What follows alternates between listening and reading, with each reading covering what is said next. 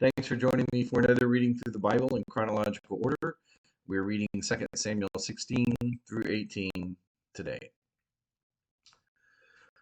When David had gone a little beyond the summit, Ziba, Mephibosheth's servant, was right there to meet him. He had a pair of saddled donkeys loaded with 200 loaves of bread, 100 clusters of raisins, 100 bunches of summer fruit, and a clay jar of wine.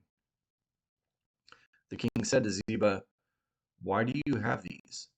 And Ziba answered, "The donkeys are for the king's household to ride, the bread and summer fruit are for the young men to eat, and the wine is for those to drink and become exhausted in the wilderness."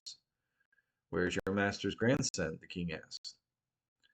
"Why, he's staying in Jerusalem," Ziba replied to the king, "for he said, 'Today the house of Israel will restore my grandfather's kingdom to me.'"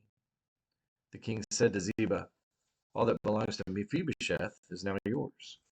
"I bow before you," Ziba said. "May I find favor with you, my lord the king." Shimei curses David.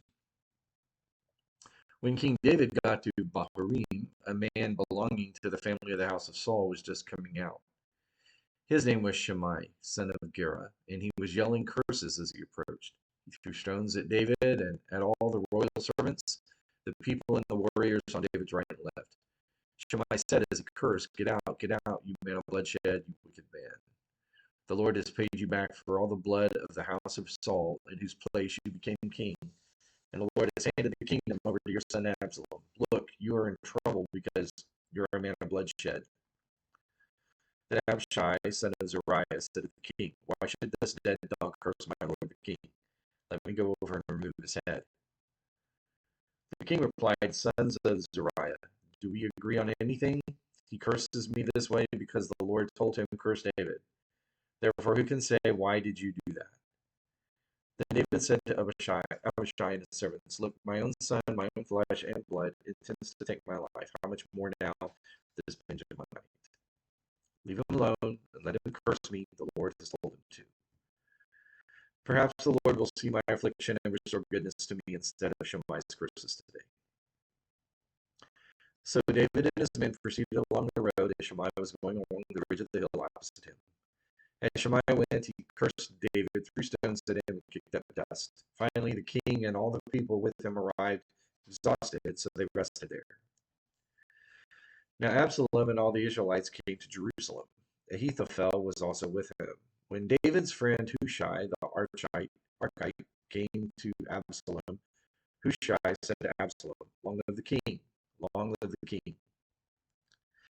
"Is this your loyalty to your friend?" Absalom asked Hushai. "Why didn't you go with your friend?" "Not at all," Hushai answered Absalom. "I am on the side of the one that the Lord, this people, and all the men of Israel have chosen. I will stay with him. Furthermore, whom will I serve if not his son?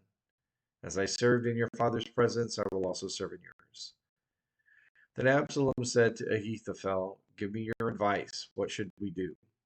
Ahithophel replied to Absalom, "Sleep with your father's concubines, whom he left to take care of the palace. When all Israel hears that you have become repulsive to your father, everyone with you will be encouraged."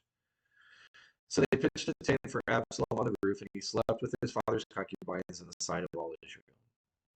Now, the advice that Ahithophel gave in those days was like someone asking about a word from God. Such was the regard that both David and Absalom had for Ahithophel's advice. Chapter 17.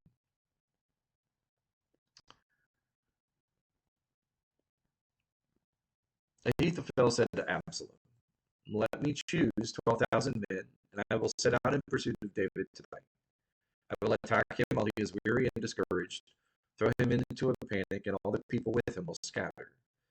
I will strike down only the king and bring all the people back to you. When everyone returns except the man you're looking for, all the people will be at peace." This proposal seemed right to Absalom and all the elders of Israel. Then Absalom said, "Summon Hushai the Archite also. Let's hear what he has to say." So Hushai came to Absalom, and Absalom told him, "Ahithophel offered this proposal. Should we carry out his proposal? If not, what do you say?" Hushai replied to Absalom, "The advice Ahithophel has given this time is not good.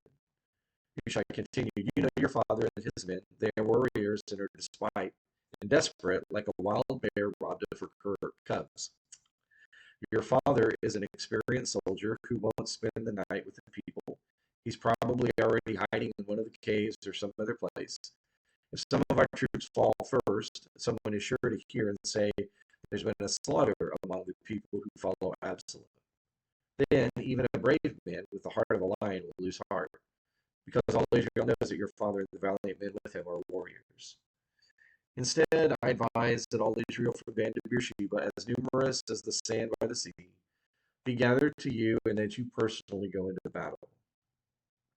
Then we will attack David wherever we find him, and we will descend on him like dew on the ground, and not even one will be left, neither he nor any of the men with him.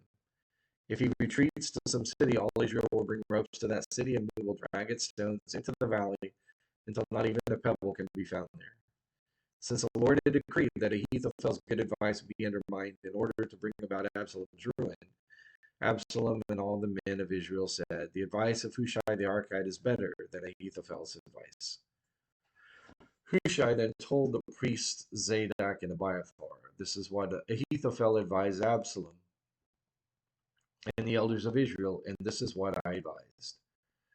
Now send someone quickly and tell David, don't spend the night at the wilderness ford, but be sure to cross over the Jordan, or the king and all the people with him will be devoured.'